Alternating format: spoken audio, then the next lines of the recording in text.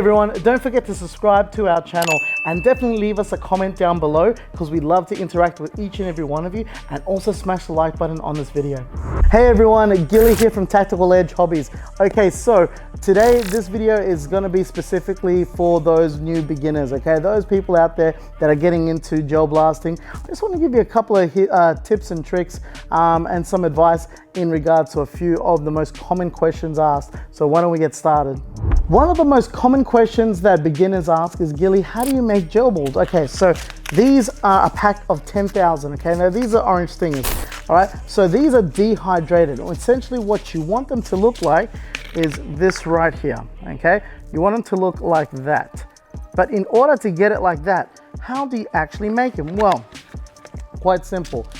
What we normally say is that the trick is more water than gels. What we use are these 8 to 10 liter buckets that I have right here. My advice is fill one of these buckets up past halfway, okay? And then just pour the whole pack in. Let the whole pack sit there. They say a minimum of 4 hours. I actually say let them sit there for a good 8 to overnight. Okay, so 8 hours to overnight. So that way they grow at their full potential. All right, because there's nothing worse than having undergrown gels, because it won't pick up in the magazine and you will experience feeding issues. Now, once they're grown, all you got to do is grab a colander or strainer, which I will show you in a second, and scoop up what you need and just shake off the excess water and then pour it into your speed loader like so.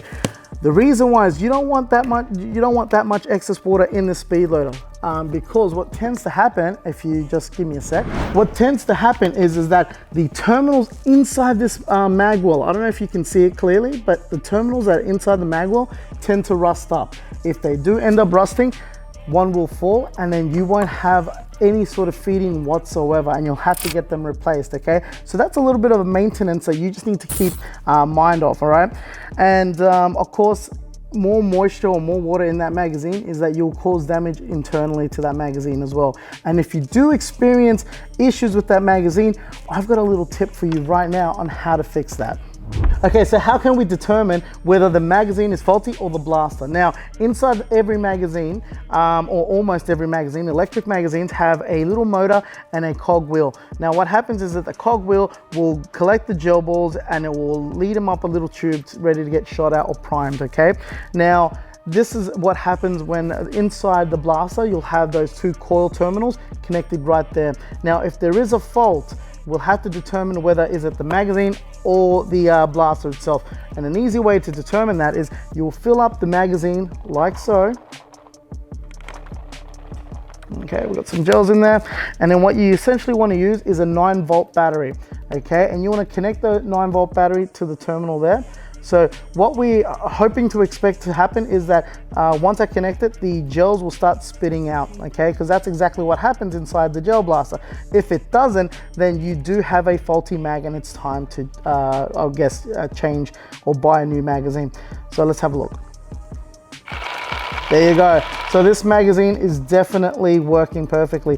But I don't know if you just saw prior how it was spitting out a bit of water. You don't want that much water collected, okay? So try to make sure that you get rid of excess water inside this speed loader, so that way you don't damage your magazines.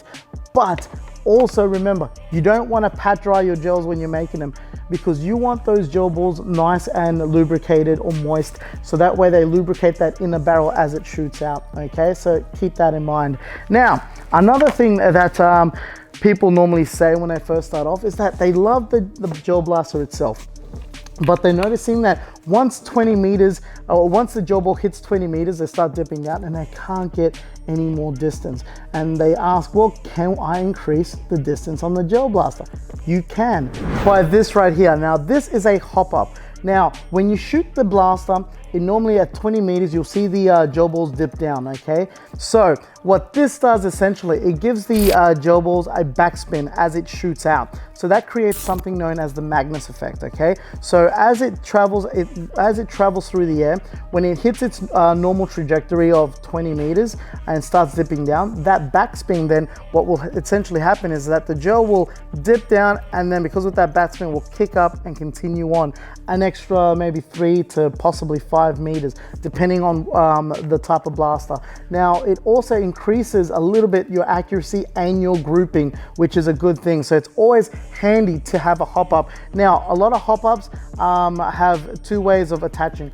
This one here is a J10 hop up, and it will attach quite easily. It has a reverse thread, so you just thread that on to the end. Okay, other hop ups have grub screws, so you just got to grub screw it onto your outer barrel or inner barrel. So bear that in mind, okay? Now, each blaster has, each blaster technically has universal hop up or a specific hop up. So it's probably best to come on down and talk to one of us so we can direct you to which hop up would be the best one to use for your blaster. Okay, so one of the biggest misconceptions is that this right here, that the 11 volt battery, or the 11.1 volt battery I should say, will give or increase the power on a blaster, which is actually incorrect, okay? What an 11 volt battery does is that if you've got all the right components, you've purchased all the right components for that gearbox, it's gonna help that gearbox work efficiently. Because if you're running a 7.4 volt battery and you've increased the spring size and the O-ring, what you're essentially doing is you're making that 7.4 volt battery work really hard, which then could turn out to, you could either burn out your motor, strip your gears, or even damage that 7.4 volt battery, okay? So what the 11 volt does, all it does is really increase that rate of fire and make everything work efficiently, all right? So if you do want to get an 11 volt battery, this has to be the last item you purchase when it comes to building your gearbox for your blaster, okay? So you'll need to pretty much research, or better yet, give us a call and speak to our techs on how they can guide you into upgrading your blaster correctly, okay? So that is the biggest misconception when it comes to the 11 volt batteries. But let's quickly just touch on batteries in general. Now, one of the most common questions that we get asked is, how long do I charge my battery, okay? So we say that we normally charge it for about 4 hours. Don't ever leave one of these batteries charging unattended, okay? Now, most of the blasters come with a USB charger. Now, this is an 11 volt. This charger right here is not for the 11 volt. This is for a 7.4 volt battery, okay? But I'm only gonna use it just for an example. Now, pretend that this battery here is a 7.4 volt.